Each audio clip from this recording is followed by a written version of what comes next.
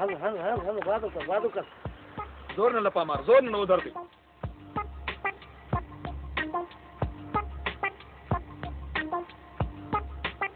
अबे ना इतने ना या तो दिमाग चक्कर खाइयो इतनी ना है पूरी ए देख हलिया पेंट पूरी आओ रे पसे हलिया ये कदो पूरी यो कदो पूरी अरे हलिया बस हलिया अच्छा पेंट पूरी आ मुझे दिमाग चक्कर खाइयो ना हलिया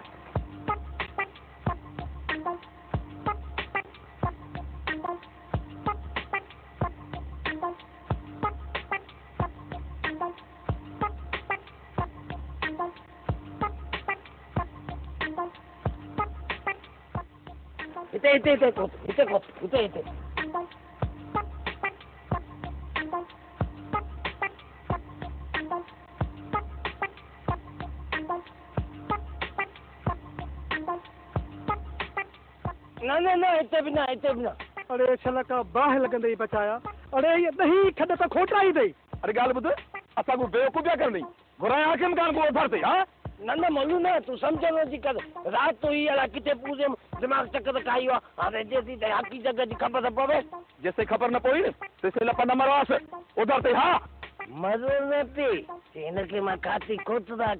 न माजा तो मां खूनी मां सुनाया खूनी अरे गाल बुध क्या सोचना पई उधर पे एदे चो दिमाग घुमदी खाइयो इते ना है एदे चो अरे जो का उठी रुलाई चक्कर का जमाना चोरी तेरी से तू हर सर क्या पत्थर दे गाल बुद्धो अच्छा तो दिमाग काम कोन कंदो सजो दी गली दिंदो तो खदा ता खोती दो पीछे बनने बड़ी तो बोले ना का हरकत करे उधर से हल किथा हल ना बेजार करे छडियो दे बेजार तो चोदी तू जिया मावना तो हल अब छोड़ मैं के बाहर मत नहीं हल उधर से हल आवाज बदो ही बदे अब बाहर मत यार हल तेरा कमेंट तू बाहर मत सुन यार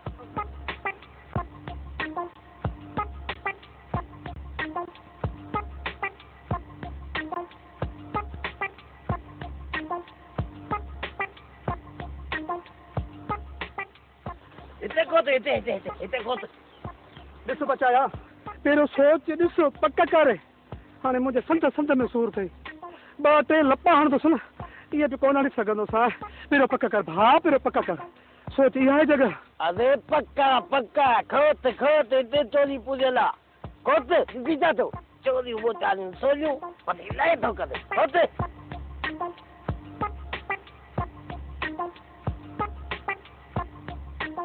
गाल बुध हुन सही बुधाओ उधर पे न इते ना तो बगरा तो हेदी एक दी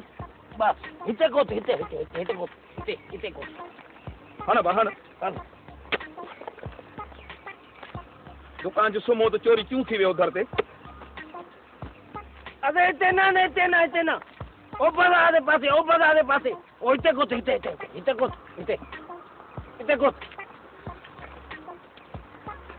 कोत जो ये मोटा चालू करे दिखती जा तो ज्यादा तो थी जल्दी कोत दे दे आनो